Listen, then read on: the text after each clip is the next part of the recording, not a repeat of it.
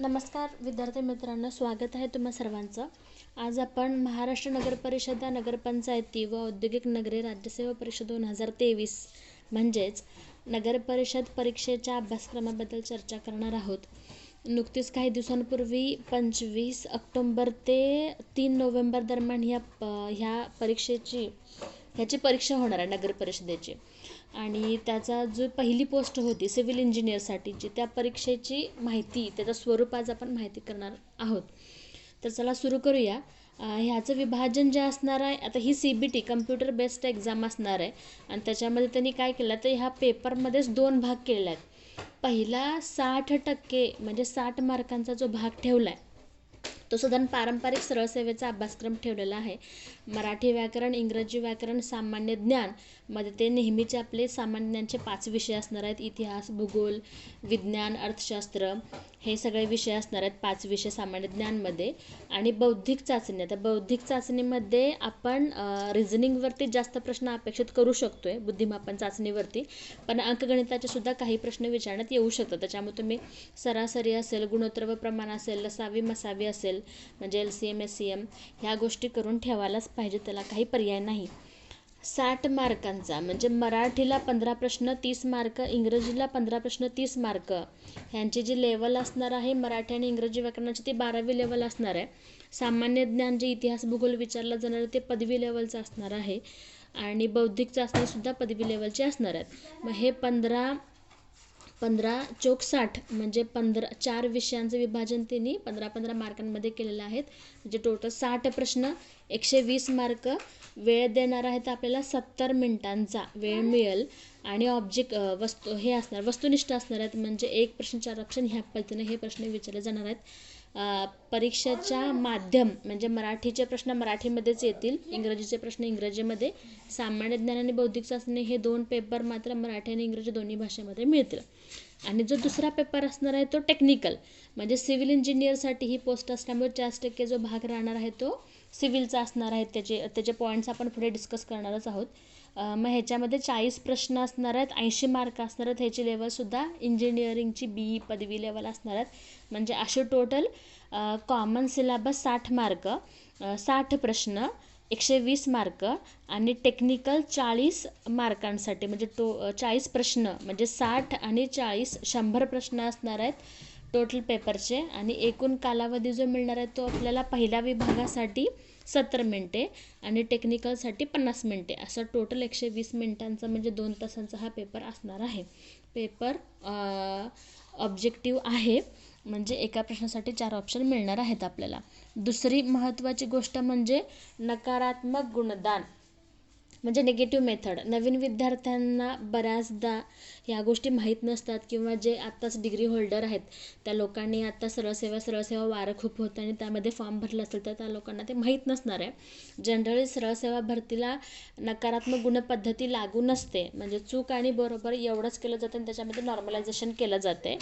पण ही जी परीक्षा आहे नगर परिषदेची, हिला नकारात्मक गुणपद्धतीने लागू केलेली आहे. प्रत्येक चुकीच्या उत्तराकरता 25% किंवा 1/4, निगेटिव्ह काय आहे 1/4 असणार आहे. म्हणजे एक आपला प्रश्न चुकला की त्याचे 0.25 गुण मायनस केले जातात. मग ह्याच्यामध्ये तुम्ही ठोकळ पद्धतीनं म्हणजे प्रत्येक चुकीच्या प्रश्नाचा काउंट करणाऱ्या 0.25 मायनस करत बसण्यापेक्षा पारंपरिक मेथड आहे समजा. आणि बऱ्याच मुलांना हे समजत नाही की ते निगेटिव्ह काढायचे कसे. आता आपण काय म्हणतो 100 प्रश्न आहेत, मग 100 प्रश्नांपैकी किती तुम्ही सोडवलेले आहेत आणि किती तुमचे ते सोडवलेल्यापैकी किती चुकलेत ही गोष्ट महत्त्वाची. म्हणजे तुमचे अटेम्प्ट 100 प्रश्नांपैकी तुम्ही 80 अटेम्प्ट केलेत आणि त्या 80 अटेम्प्टमधले तुमचे किती चुकलेत, ह्या 2 गोष्टी अत्यंत महत्त्वाच्या आहेत निगेटिव्ह काढत असताना. म्हणजे तुमचा टोटल पेपरचे किती प्रश्न होते हे महत्त्वाचे नाही आहेत. 100 प्रश्न होते, पण त्या 100 प्रश्नांपैकी तुम्ही किती सोडवलेत आणि त्या तुम्ही सोडवलेल्या संख्येतनं चूक आणि बरोबर किती, ह्या 2 गोष्टींचा उपयोग होतो निगेटिव्ह काढण्यासाठी. आपण 80 सोडवलेत, आपले 80पैकी आपण इमॅजिन करू की आपले 60 बरोबर आहेत, समसंख्या घेते, बाकी तुम्ही आपल्याला इझिली कॅल्क्युलेशननं काढता येतील. 60 प्रश्न बरोबर आहेत आणि 20 प्रश्न चुकले, तर 20/4 करू शकताय. 20/4, 4 पंचे 20, 5 जे आपला भाजक येईल 5, ही 5 ही संख्या बरोबर 60 आलेले आहेत आपले, 60 बरोबर आहेत उत्तरं. त्या 60मधनं वजा 5 करायचं म्हणजे आपला जो स्कोअर येणार तो येणार आहे 55. ह्याची तुम्ही नंतर दुप्पट करायची कारण की ह्याला कसं एका प्रश्नाला 2 मार्क सांगितलेले आहेत, त्याच्यामुळे तुम्ही जे तुमचा 1/4 केले की त्याला दुप्पट करायचे. आणि त्यांनी जर कॅल्क्युलेशन करून ते बेरीज जर अपूर्णांकात येत असेल, समजा आपला स्कोअर येत असेल 55.25 किंवा 50.75, 50.30 वॉटेवर जो काय आपला अपूर्णांकात येणार तो तिने कुठेही त्याच्यामध्ये कुठलीही स्कोअर प्लस मायनस करून तो राऊंड फिगर करणार नाही. त्याच्यामुळे जर समजा त्याची कॅल्क्युलेशन 55.25 येत असेल तर तो 55.25 असा स्कोअर राहणार आहे. आणि जो प्रश्न तुम्ही सोडवलेलाच नाही आहे, म्हणजे एखाद्या प्रश्नाचे उत्तर अनुत्तरित असेल, तुम्ही सिलेक्टच केलेलं नाही किंवा सोडवलं नाही, तर त्या प्रश्नाला नकारात्मक गुणपद्धती लागू असणार नाही, कारण की तो तुम्ही सोडवलेलाच नाही आहे. त्याच्यामुळे नकारात्मक गुणपद्धती लागू असणार आहे आपल्याला सोडवलेल्या प्रश्नांसाठी असणार आहे. आता ह्याच्यामध्ये आपण सिलॅबसचे पॉईंट्स बघूया. संवर्ग म्हणजे जो परीक्षेचं पद जे आहे ते महाराष्ट्र नगर परिषद अभियांत्रिकी सेवा स्थापत्य येणार आहेत. आता ह्याच्यामध्ये पहिला जो भाग आहे तो आहे मराठी व्याकरणाचा. मराठी व्याकरणात त्यांनी जनरली विचारून काय प्रश्न विचारले जातील तर त्यांनी त्याचं स्पष्टीकरण दिलेलं आहे की सर्वसामान्य शब्दसंग्रहांमध्ये आपण काय करतो, म्हणी, वाक्यप्रचार, त्यानंतर समानार्थी शब्द, विरुद्धार्थी शब्द ह्या गोष्टी असणार आहेत. मग त्याच्यामध्ये बऱ्यापैकी त्यांनी म्हणी, वाक्यप्रचार ह्यांचा अर्थ किंवा त्यांच्या जोड्या लावण्यासाठी सुद्धा विचारले जातात. इंग्रजी कॉमन, जसं मराठीला आपल्याला वेटेज होतं common vocabulary, sentence structure, grammar, letter and email writing.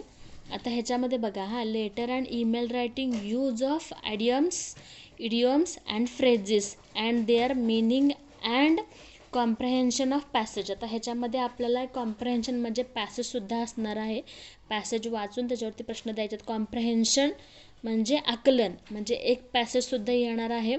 आणि त्यानंतर तुम्हाला व्होकॅब्लरी चांगली करायची आहे. सुरुवातच करा की रोज तुम्हाला इंग्रजीचे सिनोनिम्स, अँटोनिम्स, त्यानंतर इडियम्स, फ्रेजेस हे रोज किमान 10 ते 20 तुम्हाला रोज करायचेच आहेत, रोज बघायचेच आहेत. ह्या गोष्टींचा दोन्हीकडे फायदा होतो, म्हणजे तुमचा व्होकॅब्लरी सुधारतेच, तुमच्या बोलण्यामध्ये सुद्धा तुम्हाला तो कॉन्फिडन्स येतो इंग्लिश बोलत असणारा. आणि तुम्हाला इन फ्युचरसुद्धा कुठल्याही प्रश्नाचा ॲन्सर रायटिंग करत असताना तुम्हाला इंग्लिश आपलं स्ट्रॉंग होतं. आणि ह्या इंग्लिश ग्रामर हा पार्ट प्रत्येक परीक्षेला विचारलाच जातो, त्याच्यामुळे त्याची तयारी तुमची इथूनच सुरुवात होत असते. मराठी आणि इंग्रजीला घाबरून जायचं कारण नाही. मराठी व्याकरणासाठी तुम्ही साधारण बाळासाहेब शिंदे यांचं पुस्तक करू शकताय, मोरा वाळंबे थेअरीचा पार्ट आहे तो करू शकताय, किंवा तुम्ही रेग्युलर प्रॅक्टिस सगळ्यात जास्त महत्त्वाचे आहेत. म्हणजे आतापर्यंत झालेल्या ह्यांच्या ज्या PYQs आहेत, म्हणजे आतापर्यंत तुम्ही तलाठीची एक्झाम झाली, त्यानंतर पशुसंवर्धन विभागाची झाली, त्या पेपर्स बघा. पेपर्स तुम्हाला इझिली त्याच्या PYQs वगैरे अवेलेबल होऊन जातील टेलिग्राम चॅनल्सवरती, ते बघा. आणि दररोज आता इंजिनिअरिंगच्या विद्यार्थ्यांचा 10वी नंतर मराठी व्याकरण, इंग्रजी व्याकरण ह्याशी संपर्क नसतो, पण तुम्हाला ते तुम्ही जरा असं रिवाईज केलं, थोडंसं अपडेट केलं तर ते प्रश्न सुटण्यासारखे आहेत, त्याच्यामध्ये जास्त खोलामध्ये जात नाहीत. समास, अलंकार, विभक्ती, लिंग, वचन हे खूप बेसिक ग्रामर विचारलं जाते. आणि इंग्रजी व्याकरणासाठी मात्र थोडंसं अवघड प्रश्न विचारले जातात, पण ते तुम्ही रोज करून तुम्हाला ते सॉल्व्ह होण्यासारखं आहे. त्यानंतर जो आपला पहिलाच पेपरमधला जो भाग आहे तो सामान्य ज्ञान. आता मराठी व्याकरण, इंग्रजी व्याकरण 15 प्रश्न. सामान्य ज्ञानमध्ये बघा पुन्हा महाराष्ट्राचा विशेषतः सांगितले, भारताचा इतिहास पण असणार आहे, त्याचबरोबर त्यांनी प्रायोरिटीनं महाराष्ट्राचा इतिहास सांगितला, म्हणजे महाराष्ट्रावरती प्रश्नसंख्या जास्त असणार आहे. त्यानंतर महाराष्ट्राचा भूगोल, म्हणजे भारताचा भूगोलसुद्धा आहे आणि विशेषतः प्रायोरिटी असणार आहे महाराष्ट्राच्या भूगोलावरती. म्हणजे भारताच्या इतिहासावरती पण प्रश्न असणार आहे, भारताच्या भूगोलावरती पण प्रश्न असणार आहे, पण महाराष्ट्रावरती त्यांचा फोकस जास्त असणार आहे. त्याच्यामुळे करत असताना आपल्याला भारताला वेटेज कमी, वेळ कमी आणि महाराष्ट्राला वेटेज जास्त द्यायचं आहे, वेळ जास्त द्यायचा आहे. भारतीय अर्थव्यवस्था विशेषतः महाराष्ट्र, मग ह्याच्यामध्ये आयात निर्यात म्हणजे इम्पोर्ट्स एक्सपोर्ट्स, मग ह्याच्यामध्ये फॅक्च्युअल डाटा खूप विचारला जातो. आपण भारताने बाहेर देशातून आयात किती केली, त्याचे पर्सेंटेज असेल, किंवा कोणत्या देशातून आपण सगळ्यात जास्त आयात करतो, किंवा कोणत्या देशामध्ये आपण सगळ्यात जास्त निर्यात करतो, FDI असेल, ह्या बऱ्याच गोष्टी फॅक्च्युअल शक्यतो विचारण्याकडे कल जास्त असतो. कन्सेप्च्युअल म्हणजे एखादी संकल्पना असेल ह्याची विचारण्याची शक्यता खूप कमी असते. राष्ट्रीय विकासात सहकारी आणि सरकारी ग्रामीण बँकांची भूमिका, म्हणजे ग्रामीण बँकांची भूमिका असं यांनी उल्लेख केला आहे. ह्याच्यामध्ये तुम्ही RRBs करू शकताय, रिजनल रुरल बँक्स करू शकताय, नाबार्ड करू शकताय. पॉसिबली त्या बँकेची स्थापना असेल किंवा त्याचे सध्याचे चेअरमन्स असतील किंवा त्याची एखादी स्कीम्स असतील, ह्याच्यावरती प्रश्न विचारण्याचा कल इकॉनॉमिक्सला जास्त असतो आहे. अर्थसंकल्प म्हणजे बजेट, लेखापरीक्षण, ऑडिट, मग महागाई दर असेल, बेरोजगारी दर असेल, ह्या बऱ्याच गोष्टीचा फॅक्च्युअल डाटा जास्तीत जास्त इकॉनॉमिक्समध्ये विचारला जातो आहे. त्याच्यामुळे तो डाटा करून ठेवा. करंट बेस्ड इकॉनॉमिक्स करायचं आहे.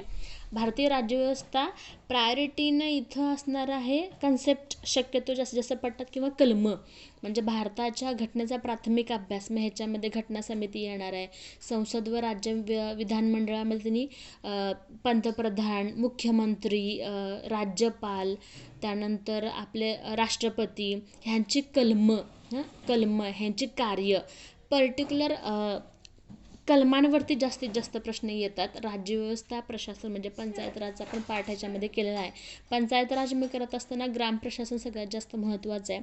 म्हणजे सरपंच असेल, ग्रामसभा असेल, त्यांच्या समित्या असतील, किंवा त्यांच्या बैठका किती होतात, किंवा ह्याची ग्रामसभेचा सभासद होण्यासाठीची वयोमर्यादा असेल, ह्याच्यावरती प्रश्न विचारण्याचा कल जास्त असतो. चालू घडामोडी त्यांनी पॉईंट फक्त दिलेला आहे जागतिक व भारतासंबंधी. जागतिक आणि भारतासंबंधी खूप मोठा भाग येत असतोय. चालू घडामोडी तुम्ही कितीही केलं तरी तो हातात न येण्यासारखा भाग आहे. प्रत्यक्षात परीक्षेच्या 1 महिना आधी चालू घडामोडी करणं इम्पॉसिबल आहे. ज्या विद्यार्थ्याला स्पर्धा परीक्षेमध्येच यश मिळवायचं आहे त्या विद्यार्थ्यांना जनरली रोजच्या रोज ह्या विषयासाठी 1-2 तास देणं गरजेचं आहे. ह्याच्यामध्ये तुम्ही इंटरनेटचा यूज करू शकताय, डेली न्यूजपेपर्स वाचू शकताय, पृथ्वी परिक्रमा असेल, युनिकचं बुलेटिन असेल, वेगवेगळे मॅगझिन्स तुम्ही वाचू शकताय. पण एन्व्हायरमेंट तुम्हाला आता चालू घडामोडी तुम्हाला जर आता लास्ट मुमेंटला करायचं असेल तर तुम्हाला त्याचे कॅप्सूल्स, चालू घडामोडीचे कॅप्सूल्स किंवा वन लायनर्स असेल, किंवा प्रश्नपत्रिका असतील, प्रश्नसंच ऑनलाईन मिळत असेल, किंवा यूट्यूबला तुम्हाला संपूर्ण 1 वर्षाचं वार्षिकी अवेलेबल होत असेल, PDF अवेलेबल होत असेल, तर तुम्ही ते एकदा रिवाईज करून रोजच्या रोज चालू घडामोडी आणि अंकगणित बुद्धिमत्ता चाचणी हे करायचं आहे. आता ह्या 3.6 जो मुद्दा दिला तो एन्व्हायरमेंट दिला, पर्यावरण दिला आहे. मग ह्याच्यामध्ये मानवी विकास, पर्यावरणपूरक विकास, नैसर्गिक साधनसंपत्तीचे संधारण, वनसंधारण, आता विविध प्रकारचे प्रदूषण व पर्यावरणीय आपत्ती ह्यांचा फोकस राहणार आहे. तो ग्लोबल वॉर्मिंग असेल, त्यानंतर ओझोन महत्त्वाचा आहे, वेगवेगळे पर्यावरणाचे दिवस महत्त्वाचे आहेत. फॅक्च्युअल आणि करंट बेस्ड पर्यावरण आपल्याला करायचं आहे. पेपर 1 मधला बुद्धिमापन चाचणी, आता पर्यावरण आपण घेतला, राज्य, जागतिक संघटना वगैरे हे तुम्ही करायचं. युनेस्को असेल, WTOचे वेगवेगळं कार्य असेल, पर्यावरणासाठी काम करणाऱ्या वेगवेगळ्या आंतरराष्ट्रीय संघटना, त्यानंतर G20 समिट असेल, अर्थ समिट असेल, अशा बऱ्याच समिट झालेल्या आहेत. त्या गोष्टी तुम्हाला करंट बेस्ड पर्यावरणला कराव्या लागतील. बुद्धिमापन चाचणीमध्ये तिने स्टेटमेंट दिले की उमेदवार किती लवकर व अचूकपणे विचार करू शकतो हे आजमावण्यासाठीचे प्रश्न.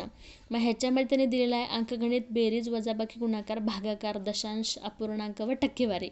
म्हणजे करत असताना आपल्याला मॅथ्स रिझनिंगचा सर्वच पार्ट करावा लागणार आहे. पण मेजॉरिटी वयवारी म्हणजे वयावरती प्रश्न, सिलॉगवरती प्रश्न येतात, त्यानंतर सिटिंग अरेंजमेंटवरती प्रश्न येतात, त्यानंतर सरासरी, शेकडेवारी, चक्रवाढ व्याज ह्याच्यावरती प्रश्न जास्त येतात. त्याच्यामुळं हे टॉपिक आपल्याला करायचेच आहेत हे लक्षात ठेवा. सिम्प्लिफिकेशनवरती पण प्रश्न येतात. आता इथून सुरू होतो टेक्निकल अभ्यासक्रम, ज्याच्यामध्ये तुम्ही 4 वर्ष दिलेले आहेत आणि हा अभ्यासक्रम तुम्हाला 4 वर्ष तुम्ही केलात.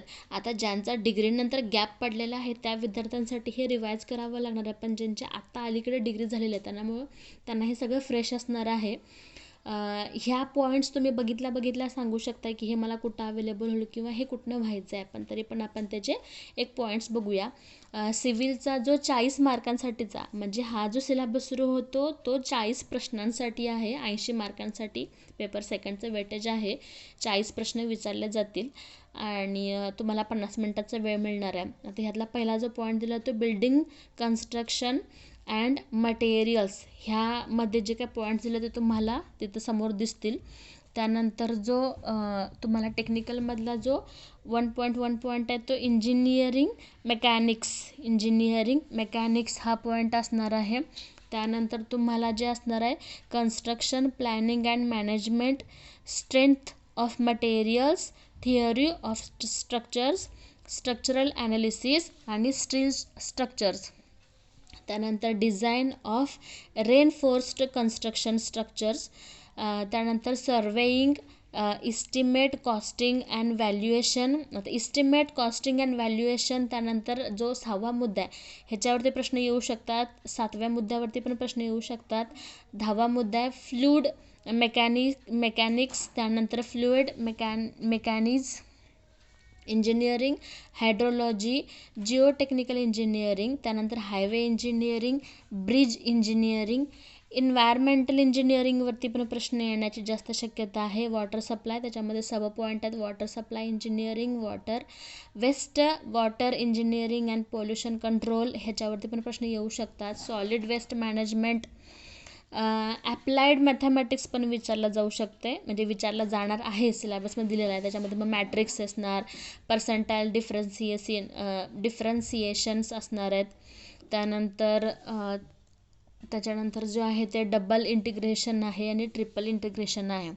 आता तुमचा टेक्निकलचा जो सिलेबस तुम्ही बघितला तर खूप मोठा भाग दिलेला आहे, पण ह्यात जो वेटेज राहणार म्हणजे करंट बेस्ड, तुम्ही जे सर्वेईंग घेतलं किंवा एन्व्हायरमेंट बेस्ड तुमचं जे स्ट्रक्चर करायचं आहे, हा सगळा भाग तुम्हाला एकदा नजरेखालून घालायचा आहे. पण त्यातलं जे महत्त्वाचं आहे हे आपल्याला करावं लागणार आहे. पण सिलेबसचे सगळे पॉईंट कवर होतील असा प्रयत्न करा. जिथं तुम्हाला फॅक्च्युअल डाटा आहे तो करंट बेस्ड फॅक्च्युअल डाटा तर आपल्याला करावा लागणारच आहे. पण गेली साधारण 1.5-2 महिना कालावधी झालेला आहे. ज्या विद्यार्थ्यांनी आधीपासूनच अभ्यास सुरू केलेला असेल त्या विद्यार्थ्यांचा आता जवळजवळ 60 ते 70% अभ्यास झालेला असणार आहे. आणि सरळ सेवा भरती ह्या अचानकच येतात आणि ह्या परीक्षा साधारण जाहिरात आल्यानंतर 1-1.5-2 महिन्यामध्ये ह्या डिक्लेअर पण होत असतात. त्याच्यामुळे जे विद्यार्थी ह्या परीक्षांची वाट बघत होतात त्यांच्यासाठी ही सुवर्ण संधी आहे.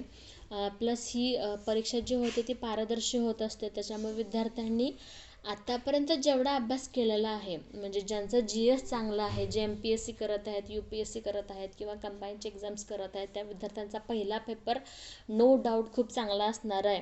कारण की त्या 60 मार्कांची त्यांची तयारी ऑलरेडी झालेली आहे. कारण की मराठी व्याकरण, इंग्रजी व्याकरण, इतिहास, भूगोल हे पारंपरिक त्यांना MPSC UPSC आणि कंबाईनला असतातच. राहिला भाग जो आहे तो टेक्निकलचा आहे. 100पैकी 100 तुमचा कट ऑफ लागणार नाही, कट ऑफ जास्त लागणार आहे हे मान्यच आहे, पण 100पैकी 100 जाणार नाही. त्याच्यामुळे तुम्ही जो 60 मार्क तुमचे आहेत त्याचे रोज प्रॅक्टिस करा.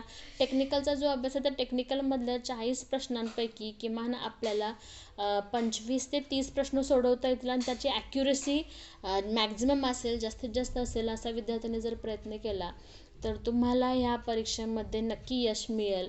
म्हणजे आपण 60 प्रश्नांपैकी किमान आपले 42+ प्रश्न बरोबर आले पाहिजेत, म्हणजे किमान 48-49 प्रश्न बरोबर आले पाहिजेत.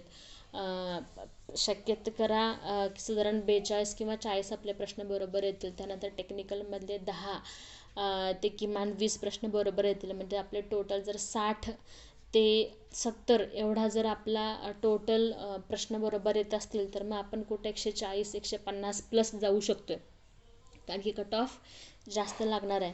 त्याच्यावर प्रत्येक विद्यार्थ्याने वेळ न घालवता जे आता तुमच्या हातात आहे त्याची व्यवस्थित रीडिंग आणि रिव्हिजन आणि प्रॅक्टिस हे केलं तर तुम्हाला नक्की यश मिळेल. धन्यवाद.